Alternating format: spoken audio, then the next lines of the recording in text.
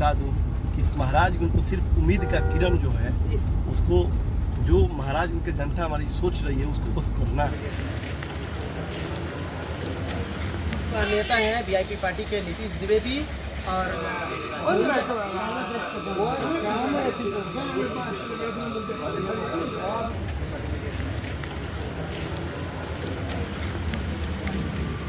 Visual उठा लो बाहर से, ठीक है? चलिए चलिए चलिए चलिए, थोड़ा सा दूर से विजुअल उठा लो बाबू, मोबाइल हमको दे देना।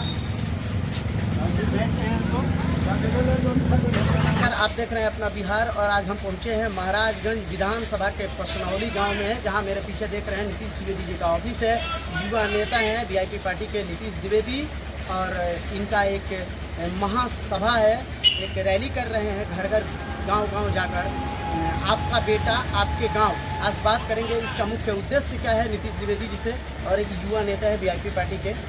नमस्कार, आज हम बात करेंगे वीआईपी पार्टी के युवा नेता हैं नीतीश द्विवेदी जी, जो बहुत कम समय में बहुत जल्दी महाराजगंज विधानसभा कहे तो क्या सिवान पूरे बिहार में चर्चा का विषय बन गए हैं। सबसे युवा नेता हैं नीतीश द्विवेदी जी, आपका हमारे चैनल में स्वागत है। सबसे पहले अपना बिहार वास्तव में अपना बिहार है जी, और ये बहुत अच्छा अपने नाम रखा है, क्योंकि ये जिस धरती पे हम लोग पैदा लिए हैं, चाहे कर्म कर रहे हैं चाहे रह रहे हैं, ये अपना बिहार है। तो सबसे पहले ये चैनल का जो नाम रखें इसके लिए आपको धन्यवाद, और साथ में आप अपना महत्वपूर्ण समय निकाल के आए हैं, इसके लिए भी मैं अपने दिल के गहराइयों से कुछ धन्यवाद देता हूँ। नीतीश द्विवेदी जी बहुत कम समय में बहुत कहे तो पॉपुलर हो गए हैं आप, इसका कारण क्या है? देखिए, पॉपुलर मैंने कौन करता है, देव तुल्य जनता करता है। और रही बात तो ये तो बात सच्चाई है, तो मैं भी कई बार बोलता हूँ कि आज 1675 दिन में मुझे स्वयं नहीं मालूम था कि मैं महाराजगंज के अंदर इतना बड़ा जन आंदोलन खड़ा, और ये जन आंदोलन के जैसे आप पूछिएगा कि आखिर में ये जन आंदोलन खड़ा कैसे हुआ और कब हुआ, तो मैं आपको बता दूं कि इस महाराजगंज को सिर्फ उम्मीद का किरण जो है उसको, जो महाराजगंज की जनता हमारी सोच रही है उसको बस करना है। और अगर वो जान जाएगा कि करने का क्षमता आप में है तो स्टार आप भी बन जाएंगे, चाहे 2 दिन में बना दे लेकिन बन जाएंगे। नीतीश द्विवेदी के सर पे बहुत बड़ा हाथ है, लोगों का ये मानना है। देखिए, बहुत बड़ा लोग नहीं होते हैं, ये बात तो सच्चाई है कि अगर कोई सक्सेस इंसान होता है तो हम लोग के भाषा में बोला जाता है कि बड़ा जी। अगर सफल और सक्सेस इंसान है तो कहने वाला आदमी हमारा ही पुरानिया चाहे आपका ही पुरानिया कहा है, संगत से गुरु होते हैं, संगत से गुरु। तो संगत अच्छा है जी, तो हो सकता है कि आपको अच्छा लगता होगा। अचानक राजनीति में आने का कारण? देखिए, अचानक क्या होता है, आपको भी पता है कि उम्र मेरा कितना होता है, इसीलिए तो पूछ रहे हैं। अभी 26 साल है जी। आपको अच्छा से पता है कि जिस तरह एक लड़का डॉक्टर बनने के लिए जो उम्र होता है, आईएएस अफसर, सब लोग कहते हैं ना कि देश को कौन चलाता है, तो आईएएस चलाता है। तो देश का आईएएस का सिलेक्ट होने का उम्र क्या होता है, वैसे ही होता है। तो ठीक उसी प्रकार के देश को नेतृत्व कौन करता है, तो नेता करता है, युवा करता है। तो नेता करता है तो नेता का भी उम्र इतना ही तो ये होना चाहिए, क्योंकि देखिए नया जोश के साथ आएगा। तो आज मान लीजिए कि मेरा 10 कार्यक्रम है, तो देखिएगा 10 कार्यक्रम भी यही जोश के साथ मैं अटेंड करूंगा। लेकिन अगर वही कार्यक्रम 50 साल का कोई आदमी जाएगा अटेंड करने, तो गलती उसमें नहीं है। ये सिस्टम, ये जो तरीका चल चुका है, ये 10 को बीमारी चल चुका है, उनको कमर में दर्द हो जाएगा, बीपी का दवा खाना है, शुगर हो गया है, कोई मिठाई नहीं खाएंगे। तो मेरा कहना है कि जब प्यासी को पानी पिलाए नहीं तो बाद में अमृत पिलाने का क्या फायदा। तो राजनीति का सही उम्र जो होता है वो उम्र होता है। राजनीति बिजनेस हो गया है, बिजनेस में लोग पैसा कमाकर राजनीति में भाग रहे हैं। इसका कारण मुझे लगता है, या लोगों को भी ये लग रहा है कि राजनीति एक बहुत बड़ा बिजनेस हो गया है। क्या आपका भी यही कुछ मंशा तो नहीं है? देखिए, सच्चाई तो ये बात आप बहुत अच्छा कह रहे हैं, करना भी चाहिए, क्योंकि आप लोग चौथा स्तंभ है। जो समाज में सुनिए, जो समाज में हो रहा है उसको आप ही लोग को दिखाना है। ये बात आप सच बोल रहे हैं, क्योंकि हम लोग के जो महामानव है अटल बिहारी वाजपेयी जी, वो भी एक बात बोले थे कि जब हम लोग राजनीति करते थे तो उस समय मात्र 2 जीप से जाते थे, आज 200 जीप जाता है। मुझे तो मालूम है कि आज वो अगर जिंदा रहते तो कहते कि 200 फॉर्चूनर जाते। सही बात। तो समय के साथ सब सिस्टम बदलता है। और कुछ लोग जिसको पैसा का लालच है, जो पैसा करना चाहता है, तो उनसे मेरा हाथ जोड़ के प्रार्थना है कि कृपया ये समाज, देखिए कृपया ये समाज सेवक एक अलग सेवक होता है, समाज सेवी एक अलग ऊर्जा होता है। तो कृपया करके इसे पैसा से ना ले।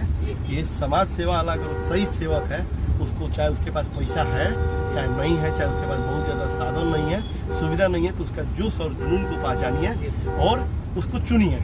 मेरा बस यही रिक्वेस्ट रहेगा। नीतीश द्विवेदी अगर महाराजगंज के विधायक होते हैं तो ऐसा क्या करेंगे जो सब नेता, देखिए शिक्षा और रोड पे सब लोग बात करते हैं, लेकिन नीतीश द्विवेदी इससे हटके कुछ क्या करेंगे? क्योंकि हम इसलिए ये सवाल कर रहे हैं कि महाराजगंज बहुत पुराना जिला, सिवान जिला है कि उससे पुराना बाजार कहा जाता है महाराजगंज, लेकिन आज जो महाराजगंज की बद से बदतर स्थिति है वो आप देख रहे हैं। इसलिए ये सवाल आपसे करना पड़ रहा है कि अगर महाराजगंज के विधायक होते हैं नीतीश द्विवेदी तो उनका मुख्य उद्देश्य क्या होगा? देखिए, आपको भी पता है, चाहे वो टोला मोहल्ला का छोटा सा नाली भी बनता है जी, तो जहाँ पे अच्छा नाली होगा वो भी नेता ही बनाता है। चाहे ये बड़ा से बड़ा बाजार बन जाए, मॉल बन जाए, रोड बन जाए, ये भी नेता बनाता है। तो सबसे पहले तो आपको ये सोचना है कि मुझे नेता चुनना है। कोई मंत्री विधायक सांसद नहीं चुना है जो 5 साल के लिए आए। आपको भी पता है कि 2 टाइप के लोग होते हैं। आपका घर जो रहेगा ना, आप पहले ये देखिए कि वो अपना घर राजनीतिक बनाना चाहता है कि वो सिर्फ मंत्री विधायक बन के ही रहना चाहता है। पहले तो आपको ये देखना है। जब आप ये चीज़ देख लीजिएगा, आपको पता चल जाएगा कि हाँ वास्तव में ये नेता बनना चाहता है, तो प्लीज आप उसको चुनिए। क्योंकि ऐसा नहीं है कि अपने धरती पे पहले कोई नेता बन रहा है। डॉक्टर राजेंद्र बाबू, जयप्रकाश नारायण, ये लोग नेता बन चुके हैं। तो इन्हीं के मार्गदर्शन पे मैं भी चलता हूँ और चलता हूँ। युवाओं के बढ़ते अपराध पर नीतीश द्विवेदी अगर विधायक होते हैं तो क्या करेंगे? देखिए, आपको भी पता है कि अगर बेटा गलती करता है तो बाप पर दोष होता है।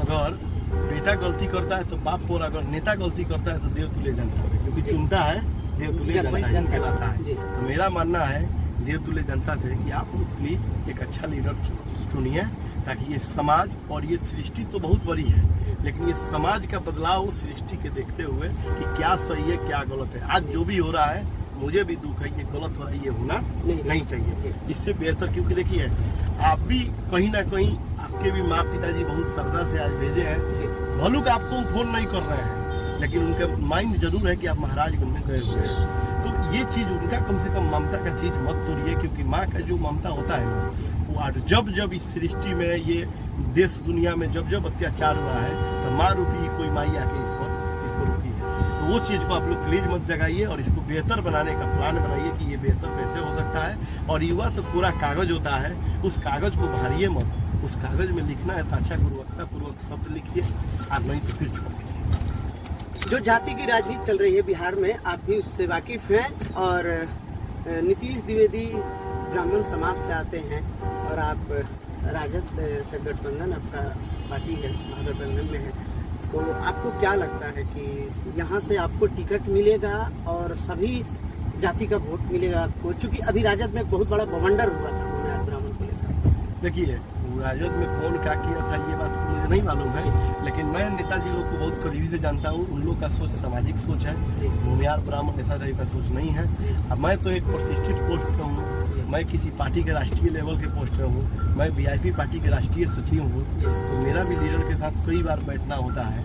लेकिन कभी उन्होंने ऐसा बात, अगर उनके अंदर ऐसा बात रहता तो एक महाराजगंज से नया लड़का को राष्ट्रीय सचिव बनाते हैं, अगर ये सब भावना रहता तो उससे कहते कि तुम काम करो, कोई देखो दूसरा जाति का मेरा कोई है उसको मैं बनाऊँ, लेकिन उन्होंने मुझे बनाया। तो देखिए, सबसे पहले तो आपके सामने उदाहरण है, तो फिर इस पर मैं क्यों बोलूँ। सिवान, महाराजगंज और पूरे बिहार की जनता से नीतीश द्विवेदी क्या हमारे चैनल के माध्यम से अपील करना चाहेंगे? सामने चुनाव है, इसको लेकर। देखिए, हमारे सिवान जिला, महाराजगंज, चाहे पूरे प्रदेशवासियों, देशवासियों को, जितने भी हमारे महान देव तुल्य जनता है, सबसे पहले मैं उनको प्रणाम करूंगा। और प्रणाम करने के साथ मैं यही देशवासियों से बोलूंगा कि मैं महाराजगंज में कुछ करना चाहता हूं, और महाराजगंज मेरा कर्मभूमि है, और महाराजगंज मेरा 0 किलोमीटर है। इस मीटर को जितना आप लोग आशीर्वाद देके बनाइएगा, ये बढ़ते जाएगा, लेकिन मेरा 0 किलोमीटर में। बहुत बहुत धन्यवाद हमारे चैनल में आने के लिए। फिर मिलेंगे अगले वीडियो में किसी दूसरे सवाल को लेकर। जय हिंद, जय भारत।